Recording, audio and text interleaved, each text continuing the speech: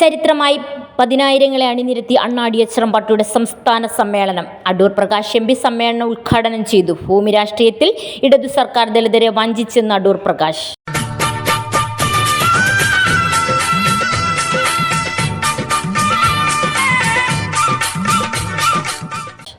വാർത്തകൾ വിശദമായി. യജമാൻ അയ്യങ്കാളിയുടെ ചരിത്രമുറങ്ങുന്ന പീരങ്കി മൈതാനിയിൽ അണ്ണാടി എച്ചറമ്പാട്ടിയുടെ 5ാം സംസ്ഥാന സമ്മേളനം പുതിയ അധ്യായം രചിച്ചു. സമ്മേളനത്തിന്റെ മുന്നോടിയായി ചിന്നക്കടയിൽ നിന്നും സമ്മേളന നഗരിയിലേക്ക് പാർട്ടി പ്രവർത്തകരുടെ ശക്തിപ്രകടനത്തിൽ പതിനായിരങ്ങൾ അണിനിരന്നു. സംസ്ഥാനത്തിന്റെ വിവിധ ജില്ലകളിൽ നിന്നും എത്തിയ പ്രവർത്തകർ കരുത്തുറ്റ മുദ്രാവാക്യങ്ങളുമായി പ്രകടനത്തിന് ശക്തി പകർന്നു. ഉച്ചയ്ക്ക് 2 മണിക്ക് ചിന്നക്കട റെസ്റ്റ് ഹൗസിൽ നിന്നും ആരംഭിച്ച പ്രകടനം നഗരം ചുറ്റി കണ്ടോൺമെന്റ് മൈതാനിയിൽ എത്തിച്ചേർന്നു. തുടർന്ന് അണ്ണാടി എച്ചറമ്പാട്ടി സംസ്ഥാന പ്രസിഡന്റ് ഉഷ കൊട്ടാരക്കര പതാക ഉയർത്തി സമ്മേളനത്തിന് ഔദ്യോഗിക തുടക്കം കുറിച്ചു.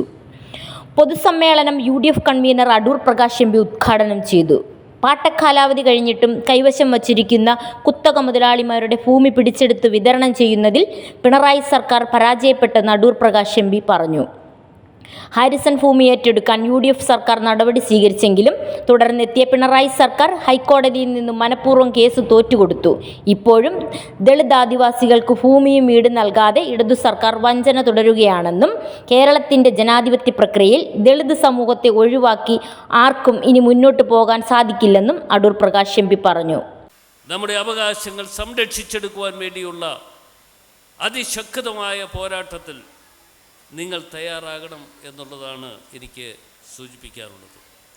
ആ പോരാട്ടത്തിന് മുമ്പിൽ ഞങ്ങൾ എല്ലാവരും നിങ്ങളോടൊപ്പം ഉണ്ടാകും എന്ന കാര്യത്തിൽ ഒരു തർക്കവുമില്ല, ഒരു സംശയവുമില്ല. ആ സംശയത്തിന് വഴിയില്ല.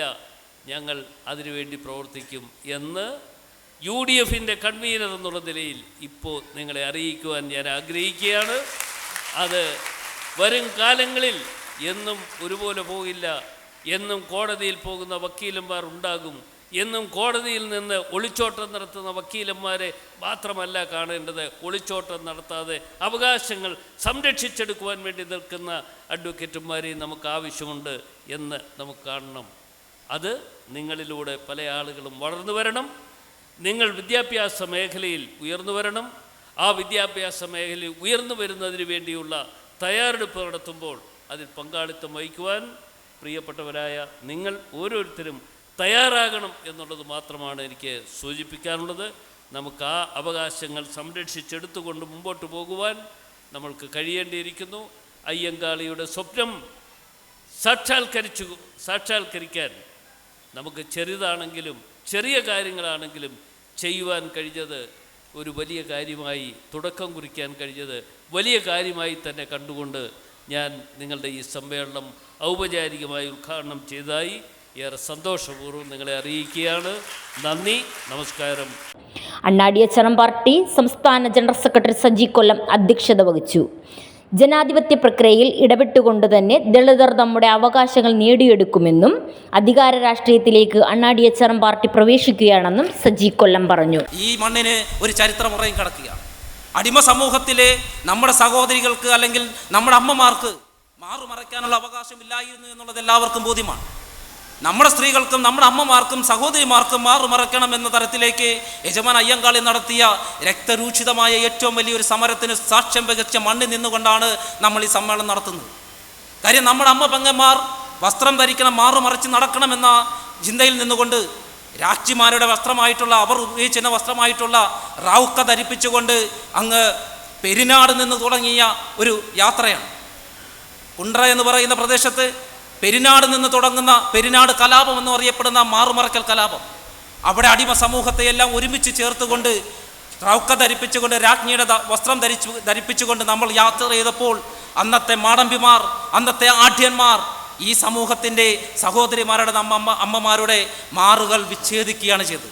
കടാര കൊണ്ടും വാക്കത്തി കൊണ്ടും ഇരുമ്പായുധങ്ങൾ കൊണ്ടും ഓരോ മുന്നിലേക്ക് വരുന്ന നമ്മുടെ സഹോദരിമാരുടെ അമ്മമാരുടെ മാറുകൾ വിച്ഛേദിച്ച് ഒരാൾ മരിച്ചു വീഴുമ്പോൾ ആ ശവത്തിൽ ചവിട്ടിക്കൊണ്ട് പിന്നിൽ നിൽക്കുന്നവർ മുന്നോട്ട് നടന്ന് നീങ്ങിയതിൻ്റെ ഏറ്റവും വലിയ വിജയമാണ് ഇന്ന് നമ്മളെല്ലാവരും വസ്ത്രമെടുക്കാനുള്ള അവകാശം നമുക്ക് കിട്ടിയതെന്ന് നമ്മളെല്ലാവരും ഓർമ്മപ്പെടുത്തണം.